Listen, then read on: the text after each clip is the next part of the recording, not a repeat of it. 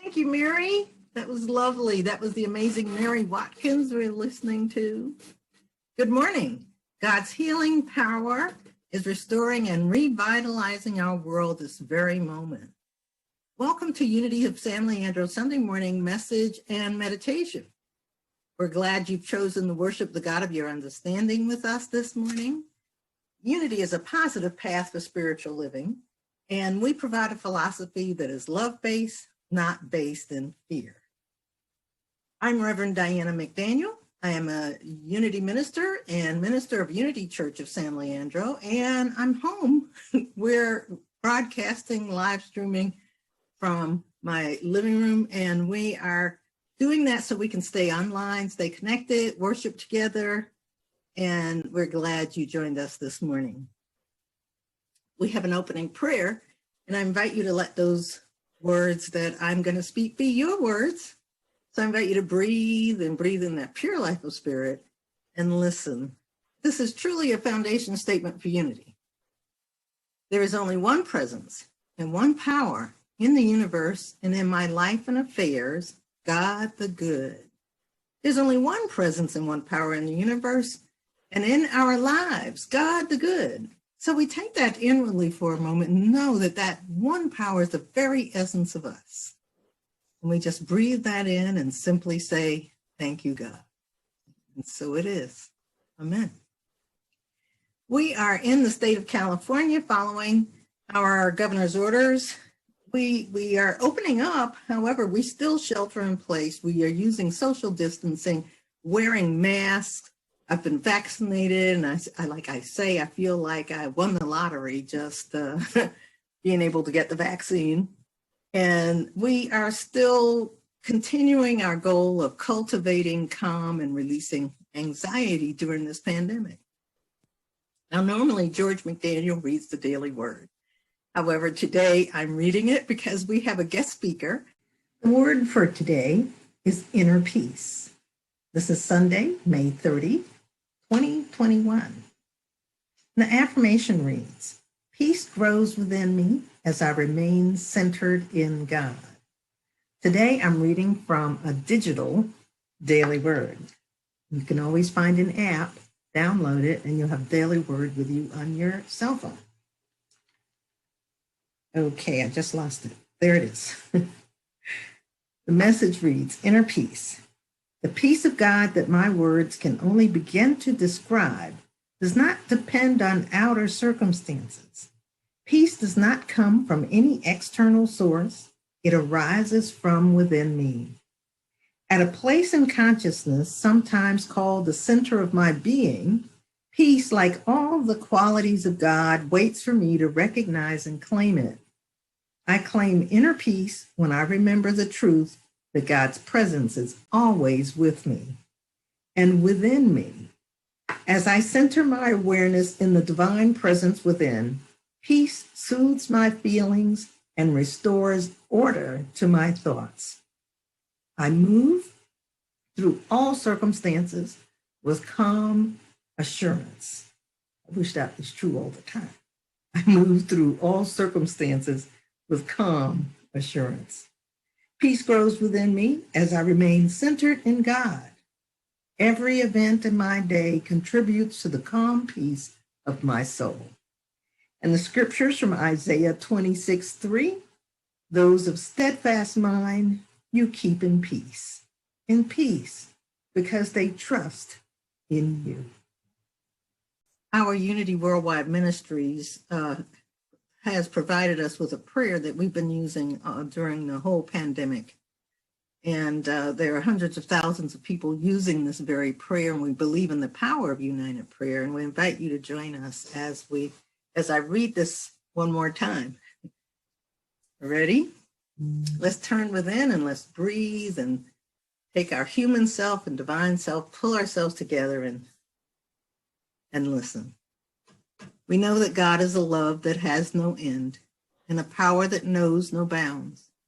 God's healing power of divine life is restoring, healing, and revitalizing our world in this very moment. We let go of any fears or anxieties, and we affirm that all are safe, healthy, and protected. We bless all those who support us in maintaining vibrant, radiant health. We express divine life in all we think, say, and do. We bless our global family with radiant health, peace of mind, and abundant love. And so it is. Please join me in saying the Lord's Prayer.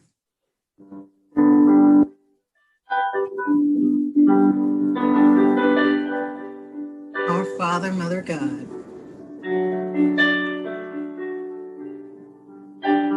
which art in heaven,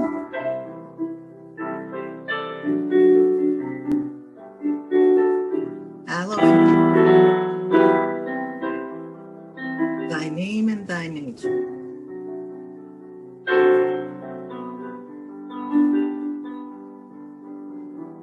Thy kingdom come, thy will be done on earth as it is in heaven.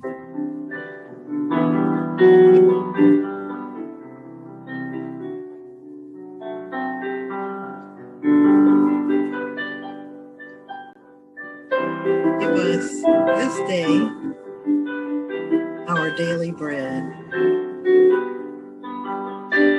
and forgive us our debts as we have also forgiven our debtors. And leave us not in temptation, but deliver us from evil. For thine is the kingdom and the power and the glory forever. And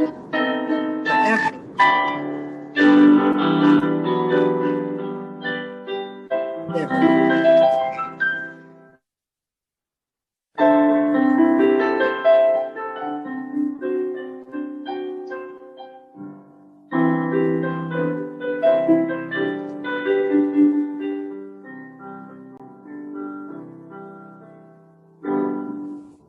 So it is. Since this country was founded, each generation of Americans has been summoned to give testimony to its national loyalty. Let every nation know, whether it wishes us well or ill, that we shall pay any price, bear any burden, meet any hardship, support any friend, oppose any foe, to assure the survival and the success of liberty.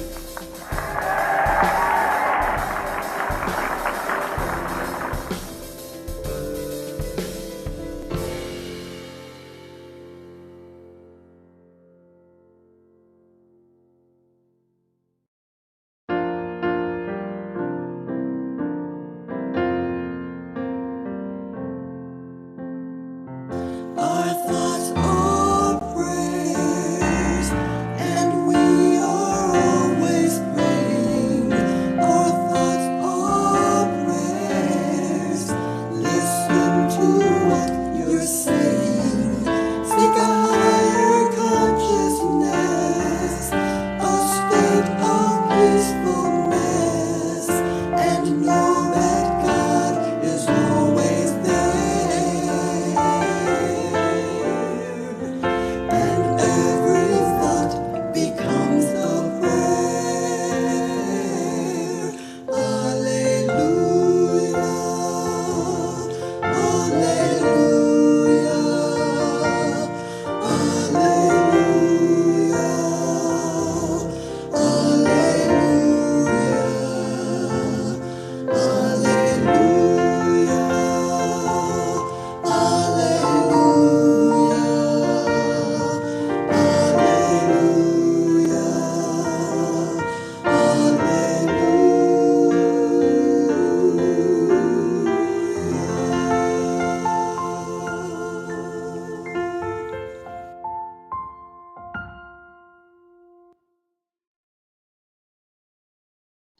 My name is Hallie Williams, and I am a member of Unity of San Leandro.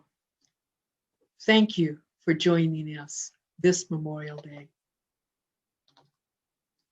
Now, the theme this month has been about power. Reverend Diana spoke last Sunday about seeing things through a clear lens, and I want to expand on that topic with the idea of perception. One of my favorite biblical characters is that of the fabulously flawed Moses. I will touch on some key points in his life, but given the time frame for this talk, I can't go over everything, and I would encourage you to go back and read or reread the story of Moses in the Old Testament of the Bible. Moses was put adrift in the river Nile in a basket of reeds by his mother when he was just a 3-month-old infant. She did so to save his life, but in today's terms, she put him in a life-threatening situation, regardless of her reasoning. Essentially, Moses was abandoned by his mother. But the power of God was with Moses. His older sister watched over him to see what would happen with him. And on that day, one of Pharaoh's daughters came down to the river Nile to bathe. She saw the basket amongst the reeds and beckoned to one of her servants to bring it to her. When she received the basket, she opened it and saw that a child was in it, and she identified the child as being a Hebrew. She decided to take him in to raise him as her own. His sister asked if she could get someone to nurse the child for the Pharaoh's daughter, and she agreed to that. So her sister went and got her mother. Pharaoh's daughter told her that she would pay her to nurse the child, after which he would have to be brought to her household to be raised.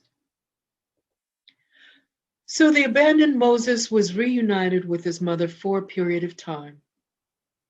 After Moses was weaned, he was given to the Pharaoh's daughter, where he lived a royal life. He was fed the best food. He wore the finest of clothing, and he was educated as any royal child would have been. But in spite of him seemingly living a charmed life, he appeared to be again abandoned by his mother. She turned him over to the Pharaoh, and he called the Pharaoh's daughter mother. Yet Moses knew he was indeed a Hebrew living in a royal Egyptian household. There had to be some type of inner conflict going on as he grew up. He knew he was different.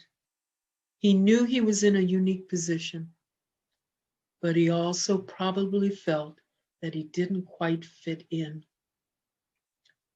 Brought up a prince, he had the powers of a prince, but one with limitations. One day while out, he saw how hard his enslaved people worked.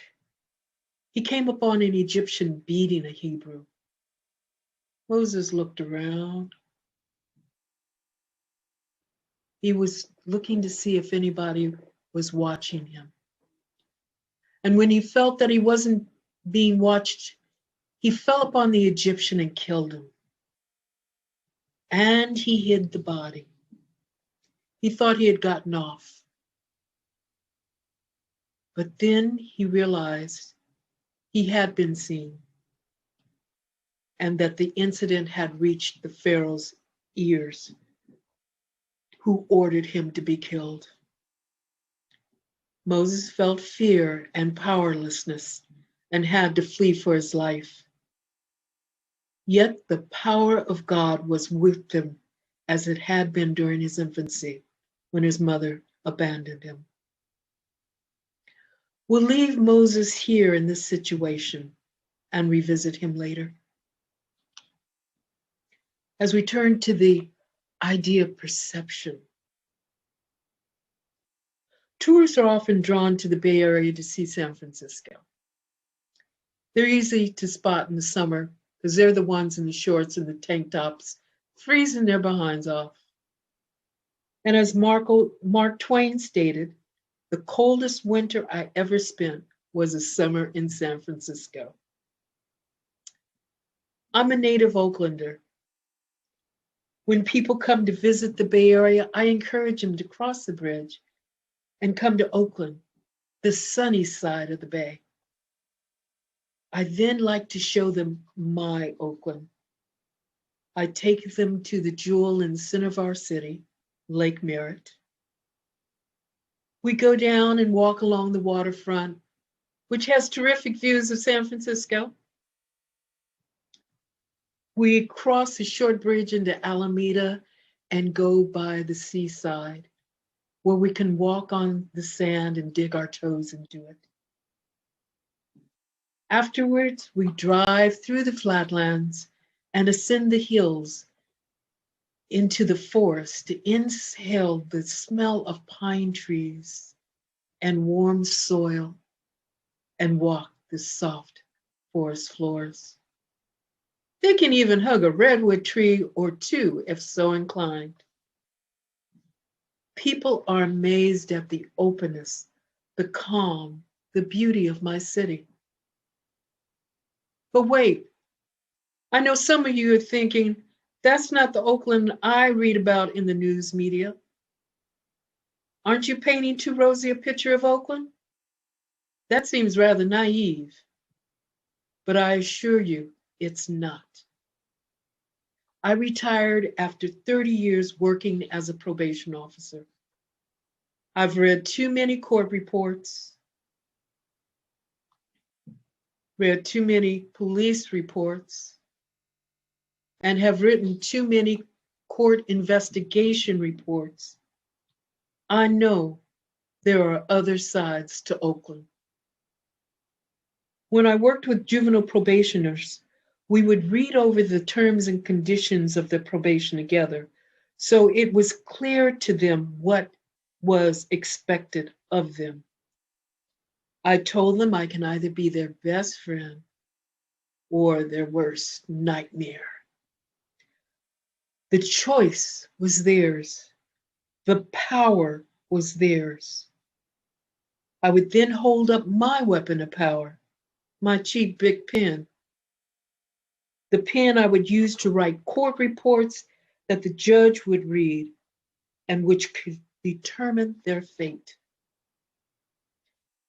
Their perception of a pen changed from a simple throwaway item to one that could wield power over their lives. They would leave my office knowing that they had the power to change the destiny of their lives. Again, it was due to a change in perception from powerlessness to one of personal power. I want to share with you a story of one of my clients. He came to my caseload as he was caught selling drugs. Now, this was during the crack cocaine era. He was a bright young man who made a lot of money selling crack. We talked about his experiences. And he related that he bought numerous pairs of shoes, those high-priced ones, you know, people wanted to kill for. And he had a closet full of designer clothes, some of which he never wore. He also stated that he had an older brother who stored a cache of weapons in the house and was eventually arrested on illegal weapon charges. Now, I don't recall having any ongoing issues with this young man, and he eventually aged out of the juvenile probation system. After he turned 18, I received a notice that he had been arrested. He was charged with defrauding an innkeeper. Essentially, he had walked into a restaurant, ordered a meal, and attempted to leave without paying. For me, this was a success story. Why? One, because he was arrested. He could have easily run away, but he chose not to flee. Two, he had no money for a meal. Now remember, this was a young man who knew how to make money. He made a ton of money selling drugs in his teens. Three, he did not hold up the restaurant at gunpoint.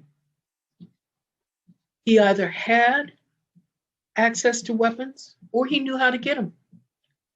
Remember, his brother stored weapons in the family home. So from my perspective, at this point in his life, he was a success story as he chose to do things differently. He had personal power. Now let's get back to Moses. You know, the fugitive. Moses had committed murder, or at the very least, manslaughter. He attempted to conceal his deed, but when he was found out, he had to flee the law. Pharaoh had put his armies after him. At 40 years of age, Moses found himself cast out of the stable palace life that he knew. He had been trained in and accustomed to a royal Egyptian life. Now he found himself basically homeless, living in a tent city, which moved with frequency to avoid the Pharaoh's wrath.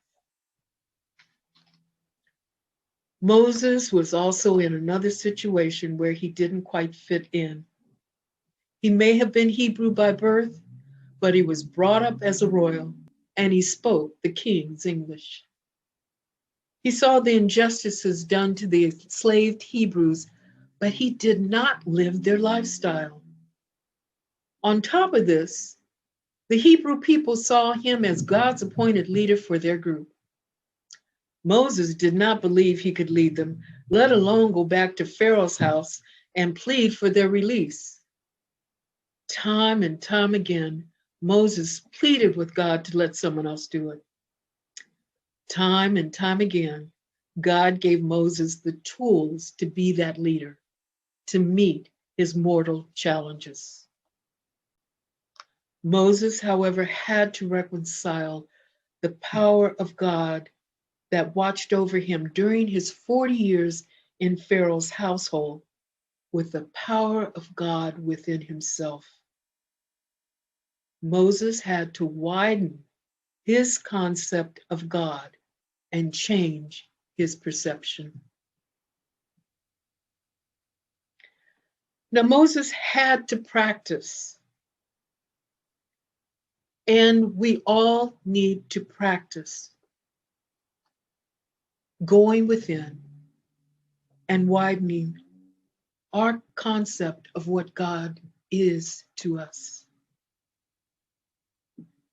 Moses eventually came around to the notion that he could be a leader, but it came by working through some of his serious life challenges. Remember that he was essentially abandoned by his mother, not once but twice.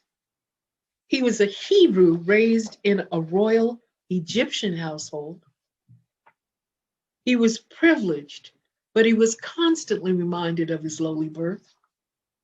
He killed a man, became a fugitive, and was kicked out of the lifestyle of the rich and famous, only to find himself living in a tent city with people who constantly complained about his leadership, as life didn't appear to be getting any better for them.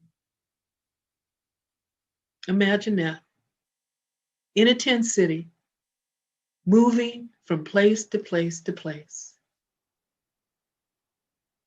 I think he was in shock. But again, Moses had to practice going within to strengthen his perception of the God within. Moses had to keep his focus and faith in God. One of his spiritual practices we know was prayer. We have a number of ways to strengthen our power and awareness of the spirit within. We know of the spiritual tools of prayer and meditation. We know of affirmations, we use affirmations, but there are other tools as well which we don't necessarily consider spiritual tools, but can be. Tools such as writing, dancing, singing, reading inspirational literature, loving ourselves, and loving others. These too can be considered spiritual tools. I have a childhood friend who's been in constant conversations with God since childhood. And she's not crazy, but she'll tell you, I've been talking to God since I was a kid. I have another friend who calls God Ted. She makes God so familiar to her. It's an easy conversation. All she has to do is call on Ted. I love it. There are many spiritual tools available to us. All we have to do is to be open to them, revealing themselves to us. So whatever your spiritual tools are, practice them daily. Moses did. I leave you with a few thoughts. I leave you with a few quotes for thought. Here's a well-known line from Marianne Williamson's poem, Our Deepest Fear. Our deepest fear is not that we are inadequate. Our deepest fear is that we are powerful beyond measure. It is our light, not our darkness, that most frightens us. Charles Fillmore, one of the founders of Unity, entitled one of his books, The Atom-Smashing Power of the Mind. And in Luke chapter 17, verse 20, Jesus is quoted as saying, "The kingdom of heaven is within you." I ask that you close your eyes for a moment and take these statements in and meditate on them. Imagine of the power of the atom within you. Feel that expanding power and light. Practice daily. It only takes a moment. Remember, power, perception, practice. Thank you again for joining us this Memorial Day, and continue to have a blessed day.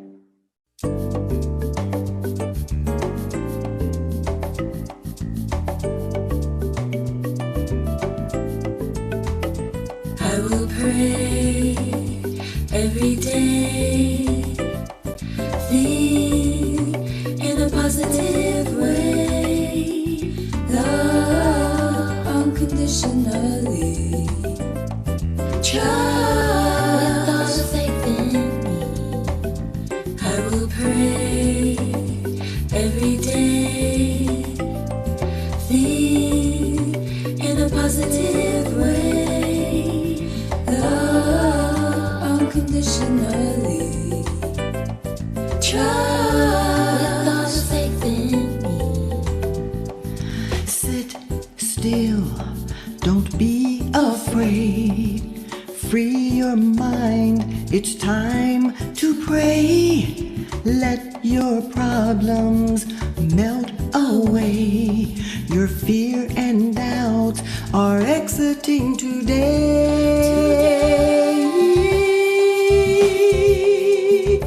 I will pray every day, think in a positive way, love unconditionally, trust with faith in me. I will pray every day, think in a positive way, love unconditionally.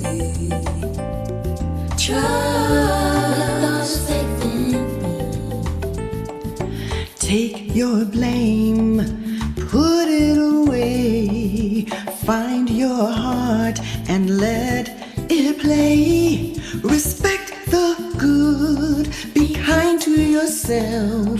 Let God lead the way. He's always here to help. To help.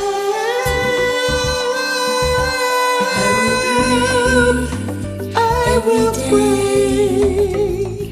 Think in a positive way. Love unconditionally. Trust with all the faith in me. I will pray every day. Think in a positive way. Love unconditionally. Trust with all the faith in me.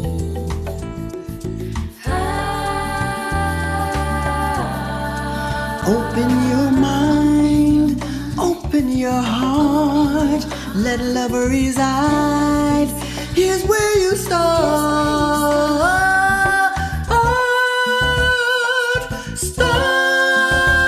I will pray every day.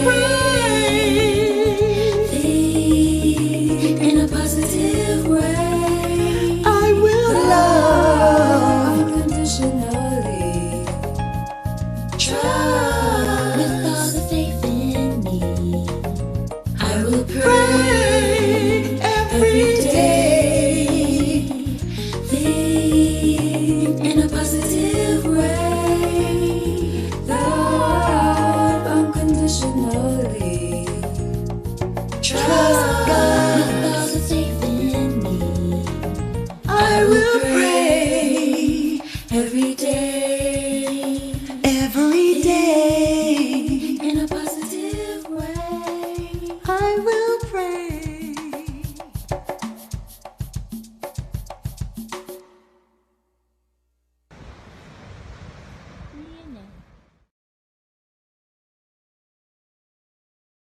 We want to thank Hallie. Thank you, Hallie. Thank you, Cherry, for the music. Our thoughts are prayers for your video with Tori and your granddaughter. So Cherry Anderson and Tori Rowell, and they have put together that video. Pray every day. So that's a good one. And so we're grateful for all the support. And now we have the opportunity to share our financial gifts with the church. So I invite you to turn within and join me in our loving love offering blessing. So we just breathe in that pure life of spirit, tune into that infinite power of love, divine love flowing through me, blesses and multiplies all the good I am and have, and all the good I give and I receive. I am grateful. And so we just give thanks in advance for the gifts that you are giving, and we see you abundantly prospered in every good way. For our announcements today, we remind you that on Wednesday nights, we have our mastermind prayer group that meets at 6:30. At 7:05, we have a class. It's really a book study, and we have a discussion, and we teach each other, and it is really a fun discussion. We're reading How I Used Truth by Emily Cady, and we're on our last few chapters, and you can actually join us, and I show it on the screen, and we read it together. So I share screen in the Zoom meeting. So that's at 7:05 on Wednesday nights. And you can find that information on our website on the calendar. Our website is unitysanleandro.org. You can also find the donate button there too, unitysanleandro.org. If you don't have the e-zine, we send out an e-blast, an e-zine, we call it. It's our electric magazine. And there's a donate button on there also. And so we just invite you to have a good week. And remember that the light of God surrounds us and the love of God enfolds us. The power of God protects us and the presence of God watches over us. Wherever we are, God is, and all is well. That is the prayer for protection. The light of God surrounds you. The love of God enfolds you. The power of God protects you. And the presence of God watches over you wherever you are. God is, and all is well.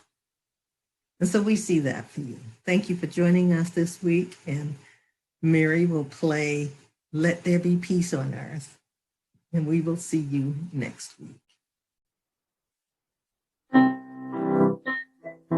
Let there be peace on earth.